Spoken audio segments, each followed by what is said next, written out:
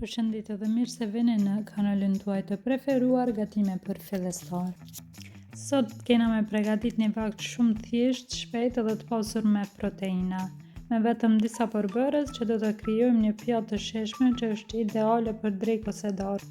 Atëherë fillojmë me përgatitjen. Hapi i parë është përgatitja e patateve, po i qëroj dhe po i pastroj mirë që më pas të kemi të gatshme për pjesën tjetër të recetës.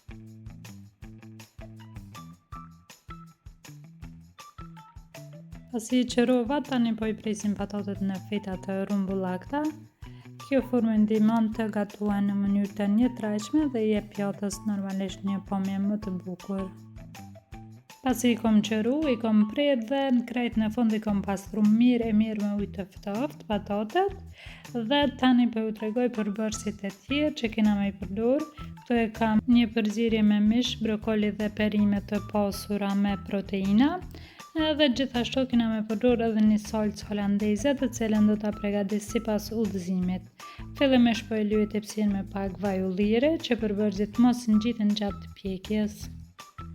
Tani po i vendos patatet në tepsi, duke i shpërndar në mënyrë të njëtrajtshme në të gjithë sipërfaqen dhe mbi to gjithashtu do të shtoj edhe përzierjen me mish, brokoli dhe perimet e tjera.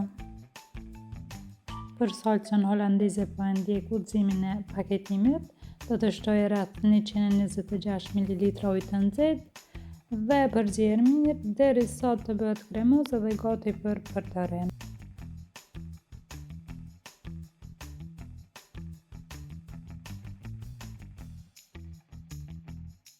Tani po e shpërndaj salcën e përgatitur mbi të gjithë përbërësit. Për të shfrytzuar çdo pikë të saj, po e shpërlaj gotën me pak qumësht dhe po e shtoj edhe atë në tepsi. Pas pjekjes në furrë të parangruar në 180 gradë, tani në 10 minutat e fundit e kom nxjerr tepsien prej furrës, më pas e kom përzir pak, pastaj kom shtu sipër djathtë dhe e kom kthy përsëri në furrë, që të duket sa më e bukur dhe të shtohen shijet. Dhe ja ku e kemi rezultatin përfundimtar. Pasi përfundoi pjekja, pjata ka marrë një ngjyrë super të bukur dhe vërtet duket shumë e sheshme. Tani po e presim në porcione dhe po e shërbejmë në pjata. Besoj t'ju pëlqej kjo recetë e thjeshtë, e shpejtë dhe e pasur me proteina. Ju bëf të mirë dhe faleminderit që më ndoqët. Dhe deri në videon tjetër të radhës, mirupafshim!